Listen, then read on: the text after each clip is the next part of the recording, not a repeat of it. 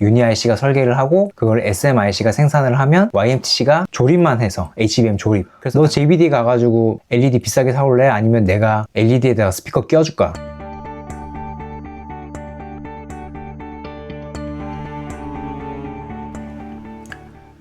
안녕하세요. 한 주간의 테크 이슈를 정리해드리는 안석현의 테크나들이 1월 두 번째 시간 시작하겠습니다. 오늘은 글래스 기판 소식 하나 하고요. 반도체 하나, 그리고 스마트 글래스 소식 하나 이렇게 각각 준비해봤습니다. 첫 번째는 LG이노텍이 글래스 기판 사업 위에 UTI와 손잡았다는 소식입니다. 이번 주에 LG이노텍이 정식으로 이제 보도자료를 뿌렸죠. 유리 가공 전문 회사인 UTI와 협력을 할 거다. 유리기판 사업에 속도를 내기 위해서. 그러면서 이제 설명하는 게 유리기판은 아무래도 유리다 보니까 강도가 좀 취약해질 수가 있는데 그거를 강화하는 기술을, 그러니까 강도를 더 높이는 기술을 UTI와 공동으로 개발할 거다 이렇게 설명을 하고 있습니다. 사실 이 소식은 작년 12월 12일에 키포스트에 먼저 나왔던 내용이고요. 저희가 지금 LG이노텍 UTI 반도체 글래스 기판 동맹 맺는다. 이 내용은 오픈 콘텐츠로 열어놨습니다. 으니까 혹시나 텍스트로 보실 분들 있으시면 제가 링크를 걸어 드릴게요. 그 링크 따라가셔가지고 읽어보시면 됩니다. 지금 그 내용을 제가 찬찬히 한번 설명을 드리겠습니다. 작년에 이 소식을 전해드리면서 LG이노텍이 UTI 자금 조달에 참여했다라고 이렇게 얘기를 했었거든요. 언뜻 생각하면 그럼 이제 LG이노텍이 UTI의 주주가 되는 건가 이렇게 생각하실 수 있잖아요. 아직은 아닙니다. 작년 10월 31일에 UTI가 전환사채를 발행했습니다. 전환사채. 우리가 전환사채라고 하면 돈을 빌려주고 나중에 돌려받을 때가 됐을 때, 그러니까 원금을 돌려받을 때가 됐을 때 원금의 이자 더해서 받거나 아니면 원금의 이자를 더한 만큼에 상응하는 지분으로 받을 수 있는 거거든요. LG이노텍이 UTI에다가 돈을 빌려주고 나중에 만기가 됐을 때 야, 그럼 원금하고 이자 내놔 이렇게 할 수도 있고, 아니면 원금하고 이자 되는 그 금액만큼을 너희 지분으로 내놔 이렇게 할 수도 있는 거거든요. 그러면 LG이노텍이 돈을 얼마나 UTI에다가 그럼 투자를 했느냐, 당시에 그러니까 2025년 10월 31일 날 발행했던 전환사채가 한 520억 원어치 정도 됩니다. 그런데 이 520억 원어치를 세븐브릿지 제6호 유니크 클래스라고 하는 합자회사에서, 이 합자회사에서 전액 인수를 했고, 이 합자회사에 투자한 회사가 총 7개라고 합니다. LG이노텍을 포함해서 총 7개라는 거죠. 그러면 LG이노텍이 그 안에서의 지분율이 어떻게 되느냐, 거기에 대해서는 정확하게 나와 있지 않습니다. 다만 이 합자회사, 이 세븐브릿지 6호라는 합자회사의 최대 주주가 한국자산관리공사고 이놈의 지분이 37.4%니까 LG이노텍은 자산관리공사보다는 낮겠죠. 그러면 최대로 잡아도 37.4보다는 작다. 그럼 나중에 이 CD가 만기가 됐을 때 만약에 이거를 지분으로 돌려받는다라고 하면 LG이노텍이 가질 수 있는 UTI의 지분율은 어느 정도가 되느냐, 이 520억 원어치를 전체를 다 전환을 하면 UTI 지분의 10.81%를 가질 수 있다고 합니다. 10.81%. 근데 이거는 520억 원어치를 다 가지고 있을 때 얘기죠. 근데 LG이노텍은 37.4%보단 작다는 거잖아요. 여기 안에서의 지분율이. 그러면 만약에 최대로 잡아서 37.4%라고 해도 지분율은 4% 정도이거든요. 그러니까 UTI 지분의 4%. 그러니까 LG이노텍은 그거보다는 좀 작을 수도 있겠다. 사실상 어떤 의결권을 좀 많이 가질 수 있는 정도는 아니고 좀 의미 있는 규모의 지분을 가진 회사 중에 하나 정도? 지금으로 봐서는 그 정도로 볼 수 있습니다. 그러면 이제 그 글래스 기판 사업을 위해서 LG이노텍과 UTI가 어느 부분에서 협력을 할 거냐, 지금까지 UTI가 해왔던 어떤 사업의 커리어나 아니면 경쟁력을 놓고 보면 이 뒷부분은 아닐 거라고 보여지고요. 그러니까 글래스 기판을 만든다고 하면 일단 글래스에다가 구멍을 뚫고 그 안을 구리배선을 채우고 거기가 이제 TGV 공정이고요. 그 다음에 이 앞뒤로 ABF 빌드업 필름이라고 하는 그 필름을 합작하는 공정들이 있죠. 그게 이제 이 뒷부분인데, 그동안에 이제 UTI가 했던 사업은 유리를 자르고 구멍을 뚫고 아니면 깎아내고 뭐 이쪽 부분이기 때문에 아마도 이 TGV 공정 안에서 이 레이저 가공하고 습식 식각 요 정도인 것 같습니다. 여기서 이 뒷부분은 이제 도금으로 들어가는 부분이라서 UTI가 도금을 잘한다는 얘기는 들어본 적이 없거든요. 그래서 이 뒷부분은 아닐 것 같고, 이 앞에 유리 원장이 들어와서 레이저 가공하고 습식 식각으로 구멍 뚫는 것까지, 여기 보시면 이렇게 유리가 있으면 여기 구멍 뚫는 거 있잖아요. 여기 나중에 구리로 채워야 되니까 먼저 구멍을 뚫어야 되겠죠. 이 부분에 아마 UTI가 LG이노텍하고 협력을 할 것 같습니다. 그러면서 아까 이 앞에 기사에 보시면 이제 UTI가 이제 강화 기술이 있다고 그랬잖아요. 이 강화가 뭐냐 그러면 이게 UTG에 원래 쓰던 기술인데, 이제 폴더블 스마트폰 보면 제일 앞에 이제 UTG라고 하는 유리가 올라와 있잖아요. 이제 이게 이 유리인데, 이게 이 두께가 30 마이크로미터 정도 됩니다. 30 마이크로미터면 이제 머리카락 두께의 3분의 1 정도 되는 거거든요. 그만큼 얇은 유리가 이렇게 휘어지면서도 깨지지 않고 탄탄하게 유지할 수 있는 비결은 이제 글래스 강화 공정이라는 걸 거쳐야 되는 거거든요. 그게 뭐냐면 글래스를 요 아래쪽에 이제 파란색으로 되어 있는 부분이 글래스거든요. 이 글래스를 질산칼륨 용액에다 담급니다. 요 위에가 이제 질산칼륨 용액이라고 보면 되는데, 질산칼륨 용액을 글래스에다 담그면 글래스에 포함되어 있는 나트륨이 밖으로 빠져나옵니다. 여기 보면 밖으로 빠져나와 있죠. 이렇게 글래스에 함유되어 있던 나트륨이 밖으로 빠져나오고, 대신 빠져나온 그 자리를 질산칼륨 안에 들어가 있던 칼륨이 들어가서 채웁니다. 이렇게 들어가서 채우면 이 나트륨 대비해서 칼륨이 살짝 더 크대요. 아주 크지 않고 약간 더 커서 그 구멍 안에 들어갈 정도는 되는데 그 안을 빵빵하게 채운다는 거죠. 이렇게 되면 이 글래스의 표면이 그냥 나트륨만 있을 때보다 칼륨이 끼어 들어가서 훨씬 더 단단해진다고 합니다. 이거는 마치 이제 택배 상자에 이제 빼빼로가 이렇게 쭉 들어가 있으면, 예를 들면 빼빼로를 그냥 적당하게 채우면 이걸 뒤집었을 때 빼빼로가 다 쏟아지겠죠. 근데 만약에 그 빼빼로 상자를 아주 가득 채우고 정말 입추의 여지 없이 다 채워버린다, 이러면 자기네들끼리의 마찰에 의해서 뒤집어도 이게 떨어지지 않겠죠.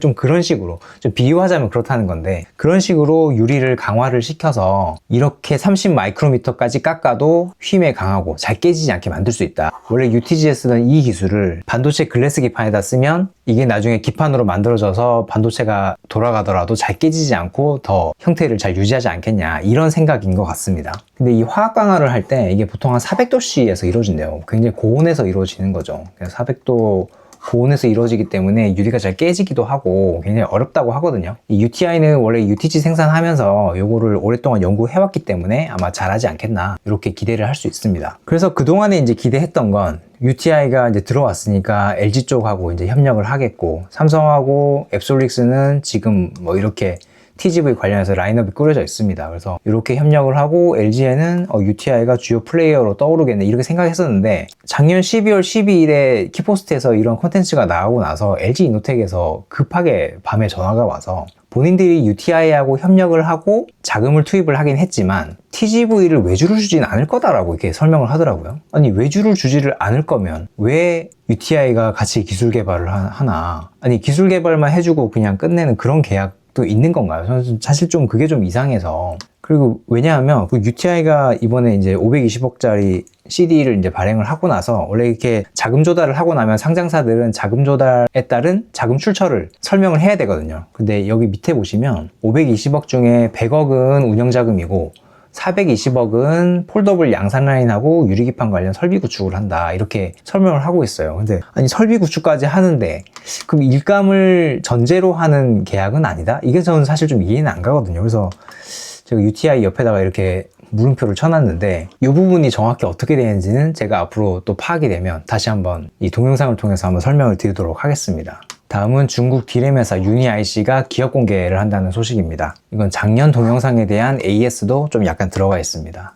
칭화 유니 그룹이라고 하면 되게 유명하죠. 중국 칭화대에서 만든 이제 회사인데, 여기에 이제 다양한 반도체 회사들이 있고 그 중에 디램을 만드는 회사로 유니IC라고 하는 회사가 있습니다. 그 모바일 AP를 만드는 유니SOC하고는 다른 회사입니다. 거기는 이제 그야말로 AP처럼 로직 칩을 만드는 거고, 여기는 디램을 만드는 회사라고 해서 유니IC라고 있고, 여기서 이번에 IPO, 그러니까 기업 공개를 한다고 합니다. 그동안에 이제 중국에서 디램을 만든다고 하면 이제 CXMT라고 하는 회사, 창신 메모리라고 하죠. 이 회사하고 그다음에 CHJS, 이 두 개를 좀 많이 경계를 했었거든요, 이제 국내에서. 근데 여기 CHJS는 이제 거의 망하는 것 같고, CXMT 요 하나를 이제 경계를 해왔었는데, 여기에 이제 유니IC까지 국내 메모리 회사들이 신경 써야 되는 회사가 하나 더 늘었죠. 그러니까 CXMT하고 유니IC 요 두 개입니다. 근데 유니IC가 이제 중국에서 자생한 회사가 아니에요. 자력경쟁한 회사가 아니고, 옛날에 독일 디램 회사 중에 키몬다라고 있었죠. 이게 지금 망했는데 2009년까지만 해도 글로벌리 디램을 만드는 회사는 총 10개가 있었다고 합니다. 지금은 SK하이닉스, 삼성전자, 마이크론 이렇게 3개로 좁혀졌지만 2009년까지만 해도 10개가 넘었었대요. 근데 이 2009년에 한 개가 망해서 2012년까지 이제 9개 체제로 가게 되는데, 여기 이제 망했던 회사가 키몬다고, 이제 키몬다가 중국의 시안 쪽에 R&D 센터가 있었는데, 그 R&D 센터를 중국 칭화 유니가 인수를 해서 유니IC로 육성을 시킨 겁니다. 어떻게 보면 키몬다의 망령인 거죠. 키몬다는 하이닉스, 삼성전자, 마이크론 경쟁에서 밀려서 이제 결국에는 파산을 했던 건데, 그게 나중에 부활을 해가지고 지금 또 굉장히 골칫거리로 성장할 것 같은 그런 모양새입니다. 그래서 보면 이번에 기업 공개를 하면 보통 자금 조달을 한 번에 크게 많이 하게 되는데 최대 50억 위안을 조달을 한다고 합니다. 이게 한 우리나라 돈으로 9천억 원 정도 되는 거거든요. 9천억 원이면 사실 작은 돈이 아니죠. 많은 돈인데 디램 회사가 조달한다고 하기에는 사실 또 그렇게 큰 돈도 아닙니다. 요즘에 뭐 삼성전자나 하이닉스 뭐 하나 반도체 라인 하나 세운다 그러면 3조 4조 그냥 들어가는데 그것도 라인 한 개에 그렇다는 얘기죠. 그럼 뭐 공장 꽉 채우는 데는 뭐 어마어마하게 들어가죠. 수십조 들어가잖아요. 이 회사는 어떻게 자금 조달을 9천억밖에 안 하느냐? 그건 이 회사가 디램 팹리스를 표방하고 있기 때문입니다. 그러니까 설계만 하고 생산은 자기네들이 하지 않아요. 지금은 우리가 삼성전자, SK 하이닉스 그리고 마이크론이 IDM 체제, 그러니까 종합 반도체 회사 체제이기 때문에 메모리는 당연히 설계하고 생산을 동시에 하는 게 맞는 거 아니겠어? 이렇게 알고 있지만 사실 과거에는 디램이 꼭 그렇게 IDM만 생산하는 건 아니었습니다. 설계가 따로 있고 생산도 따로 할 수 있어요. 특히나 키몬다가 그걸 굉장히 팹리스 모델을 많이 유지를 했었었는데 유니IC 같은 경우에도 본인들이 팹리스로서 설계만 하고 생산은 SMIC 팹을 활용한다고 하거든요. 설계만 하면 되기 때문에 그렇게 큰 자금 조달이 필요가 없습니다. 그러니까 R&D 센터하고 뭐 검증 센터 이런 거나 지으면 되지 내가 직접 A부터 Z까지 다 생산하고 패키지까지 하고 뭐 이럴 필요는 없는 거라서 9천억 정도도 굉장히 큰 돈이다. 우리나라에도 제주반도체라고 하는 회사가 있잖아요. 제주반도체도 디램 팹리스죠. 그거하고 좀 비슷한 모델이라고 생각하시면 될 것 같습니다. 그러면서 이제 이 회사의 경쟁력으로 내세우는 게 키몬다의 헤리티지가 좀 있고 키몬다로부터 설계 영향을 받았다는 거죠. 요게 있고 그리고 팹리스 모델이라서 몸집이 가볍다. 그러면서 또 칭화 유니그룹하고 시너지를 낼 수 있다 이렇게 설명하거든요. 이거 보면은 좀 생각나는 게 한 가지 있죠. 작년 9월에 2025년 9월에 저희가 이제 동영상으로 한번 설명을 드렸었는데 당시에 YMTC가 HBM 시장 진출 채비를 한다고 밝혔었습니다. 이때 제가 좀 의문을 제기했던 건 YMTC는 낸드 플래시 회사고 같은 메모리긴 하지만 낸드 플래시하고 디램은 엄연히 다른 거잖아요. 그럼 낸드 플래시 회사가 HBM을 만들기 위해서는 어디선가 디램 다이를 가져와야 되는데 그럼 디램 다이가 없는 회사가 어떻게 HBM을 만들 거냐 이거에 대해서 의문을 제가 제기하면서 이거 아무래도 기사가 신뢰도가 좀 낮은 것 같다 이렇게 밝혔었는데 지금 와서 보면 이런 모델이었던 거죠. 유니IC가 설계를 하고 어차피 같은 칭화 유니 그룹 안에 있는 거니까 유니IC가 설계를 하고 그걸 SMIC가 생산을 하면 YMTC가 조립만 해서 HBM 조립 그래서 당시에 이제 TSV 공정을 개발하고 있다고 했잖아요. 이 HBM을 조립하는데 가장 중요한 게 TSV하고 이제 본딩이죠. 이제 그거를 YMTC가 하고 이런 흐름을 염두에 둔 게 아니냐. 어떻게 보면 당시에 제기했던 의문 중에 가장 큰 의문이었던 디램 다이 조달을 유니IC에서 그냥 할 수 있는 거였죠. 여기 보면은 정말 그런 것도 모르면서 이렇게 좀 자신 있게 말했던 당시를 좀 반성하겠습니다. 네. 마지막은 고어텍이 선한 동반자인가 포악한 매기인가 이게 경계 경보가 울리고 있다는 소식입니다. 이 제품은 저도 굉장히 좀 빨리 써보고 싶은 제품인데요. 메타 레이벤 디스플레이의 글로벌 출시가 연기됐다는 소식입니다. 작년 9월에 이게 나왔다고 저희가 동영상에도 한번 소개를 드렸었지만 메타가 내놓은 스마트 글래스 제품 중에는 유일하게 디스플레이가 탑재되어 있는 스마트 글래스입니다. 그게 엘코스가 들어갔다고 제가 한번 설명드렸었죠. 원래 이제 작년에 미국에 출시를 하고 올해 1월이 되면 영국, 프랑스, 이탈리아, 캐나다 이쪽에 이제 확대 출시를 하기로 했었어요. 이제 그렇게 되면 곧 한국에도 출시를 할 것 같아서 저도 좀 기대를 하고 있었는데 글로벌 출시를 당분간 연기한다고 합니다. 일단은 미국 안에서만 팔겠다. 미국 내에서 팔기도 재고가 부족하다라고 하거든요. 근데 이제 재고가 부족하다는 건 이제 요인이 두 가지겠죠. 일단 기대 대비 수요가 미친 듯이 높다. 그러니까 수요가 너무 높아서 물건을 댈 수가 없다. 이렇게 볼 수도 있는 거고 두 번째는 생산이 제대로 안 된다라고도 볼 수가 있는데 이번 메타의 경우에는 후자인 것 같습니다. 생산이 제대로 안 된다는 거죠. 그럼 메타는 왜 이거를 생산을 제대로 못하고 있느냐? 수요에 맞추지 못할 정도로 못하고 있느냐? 메타는 너무 당연하게도 자기들이 직접 만들진 않습니다. 거의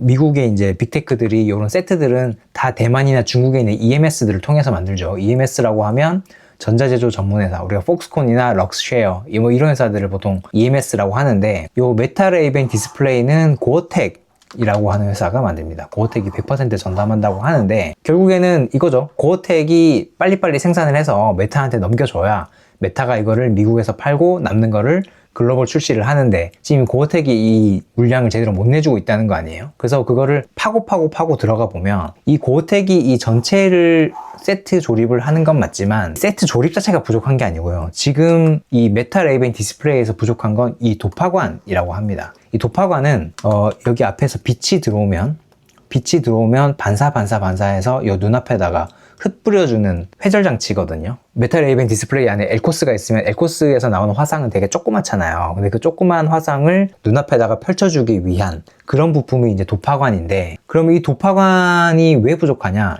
이 도파관을 만드는데 인발브가 되는 회사는 총 4개입니다. 일단 설계를 이스라엘에 있는 루무스라고 하는 회사가 하고요. 이거에 대한 생산은 독일 쇼트, 대만 퀀타, 중국의 크리스탈 옵텍, 요 3개 회사가 이제 생산을 맡기로 돼 있었는데, 이 3개 회사의 생산이 지금 원활하지가 않습니다. 공교롭게도 만약에 메타가 이 도파관 생산을 이 3개 회사가 아니라 고어텍에다가 그냥 맡겼으면, 이 세트를 조립하는 회사에다가 그냥 맡겼으면, 고어텍은 도파관 생산 능력이 아까 앞에서 말씀드린 3개 회사의 1000배 정도라고 하거든요. 그러니까 물량이 돈다는 거죠. 그러면 어차피 생산을 고어텍에다 맡길 거였으면 도파관도 그냥 고어텍에다 맡기지 왜 고어텍에다 안 맡겼냐?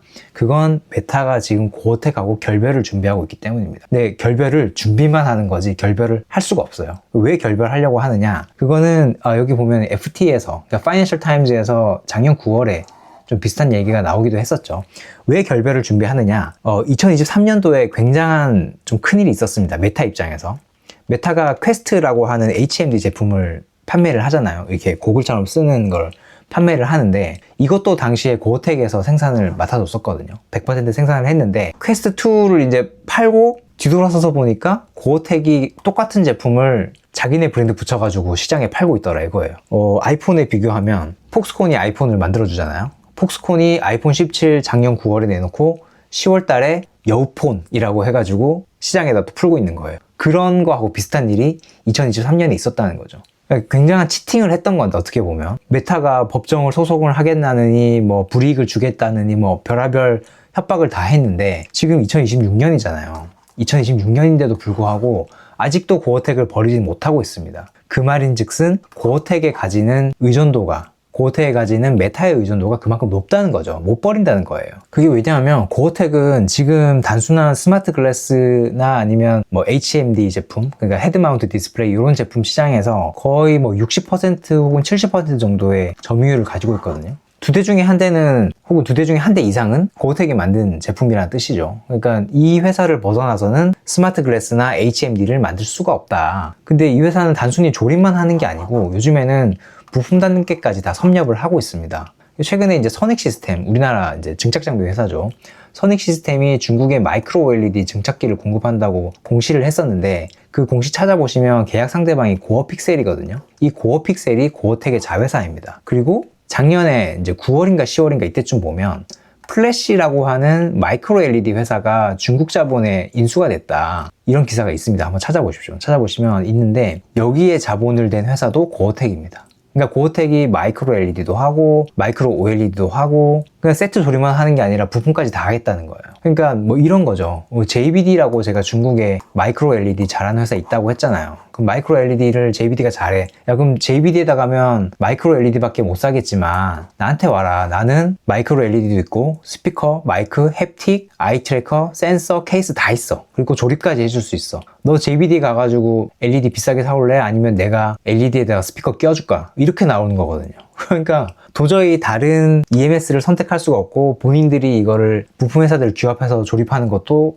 어렵다는 거죠. 그래서 지금 2023년도에 메타하고 큰일이 있었음에도 불구하고 고어텍을 버리지 못하는 겁니다. 그러니까 OEM 회사를 넘어서 이제는 거의 ODM 회사까지 있어요. 그 업체들한테 얘기를 들어보면 오프 더 쉘프라고 하죠. 보통 부품이 내가 뭘 만든다라고 하면 이제 각각의 파트에 따라서 마이크, 햅틱, 아이 트래커 뭐 이런 거가 오프 더 쉘프로 다 준비가 돼 있대요. 아 그래? 그러면은 너가 어떤 스펙을 원하면 이거 스펙을 원하면 이거, 그런 것들이 다 내재화되어 있어가지고 준비가 돼 있다는 겁니다. 그러면 다른 회사를 쓸 수가 없죠. 그리고 설비 투자에도 굉장히 적극적이다. 지금 칭다오의 VR 기지 뭐 2단계 공사 착공한다고 하거든요. 그러니까 뭐 이제 생산 능력에서 더 앞서갈 거기 때문에 지금까지 스마트폰 판세에서, 스마트폰 시장에서 폭스콘의 지위를 아마 이게 VR이나 AR로 넘어가게 되면, 스마트 글래스로 넘어가게 되면 당연히 고어텍이 거머쥐게 될 것 같습니다. 눈치 빠르신 분들은 아실 텐데 마이크 세팅을 좀 더 바꿨습니다. 제가 작년부터 계속 바꿔오고 있어요. 바꿔오고 있다가 너무 마음에 들지 않아서 최근에 다른 유튜버가 쓰고 있다는 좀 괜찮은 마이크 세팅의 세팅 값을 그대로 가져와서 지금 적용을 시켜보고 있는 겁니다. 그래서 저는 이게 듣기에 따라서는 잘 들리면서도 좀 답답한 감도 있고 이런데, 혹시 그동안에 저희 방송을 계속 봐왔던 분들은 어떻게 들리는지에 대해서 피드백을 댓글로 좀 달아주시면 제가 앞으로 이 오디오를 개선하는 데 훨씬 더 도움이 될 것 같습니다. 자, 오늘 준비한 소식은 여기까지고요. 저는 다음 시간에 더 유익한 내용으로 찾아뵙겠습니다. 감사합니다.